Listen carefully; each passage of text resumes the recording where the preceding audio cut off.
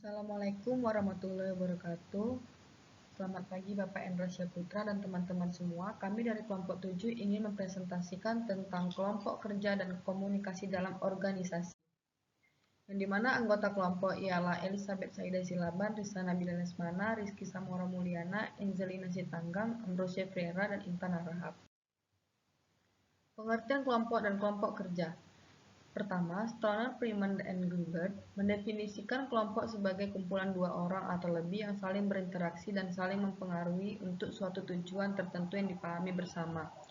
Kedua, kelompok kerja didefinisikan sebagai kelompok yang disusun oleh organisasi dengan tujuan untuk menjalankan berbagai pekerjaan yang terkait dengan pencapaian tujuan organisasi.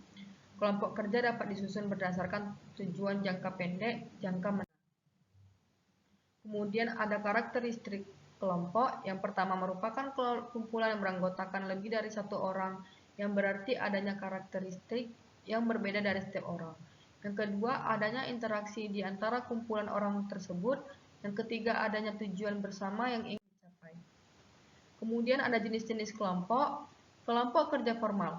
Kelompok kerja formal adalah kelompok kerja yang dibentuk atau disusun secara resmi oleh manajer di mana kelompok kerja tersebut diberikan tugas dan pekerjaan terkait dengan pencapaian tujuan organisasi.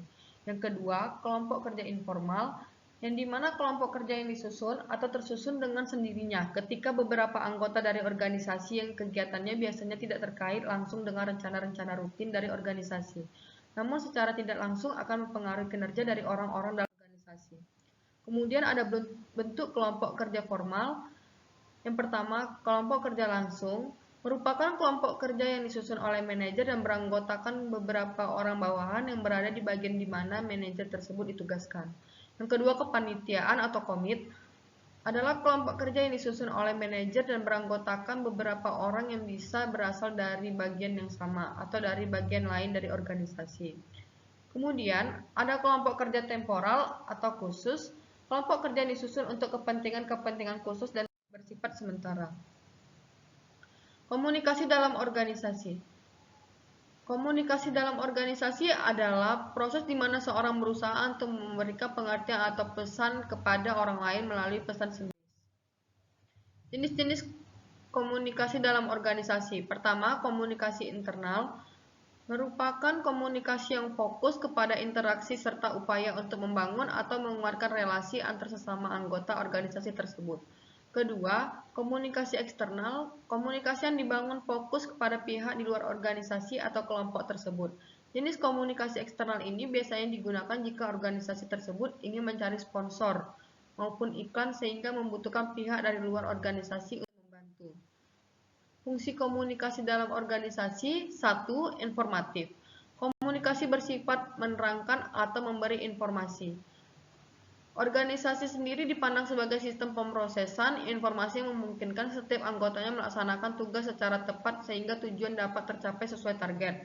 Kedua, regulatif, artinya komunikasi diharapkan mampu melancarkan aturan dan pedoman yang ditetapkan oleh organisasi untuk kelangsungan organisasi sendiri. 3. Persuasif, sesuai namanya.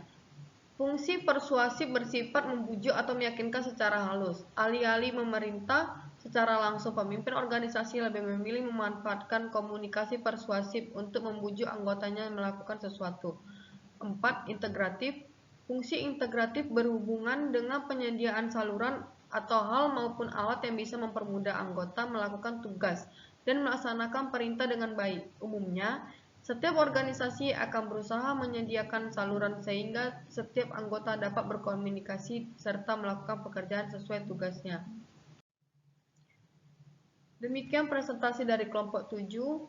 Jika ada kesalahan kata, kami mohon maaf. Assalamualaikum warahmatullahi wabarakatuh.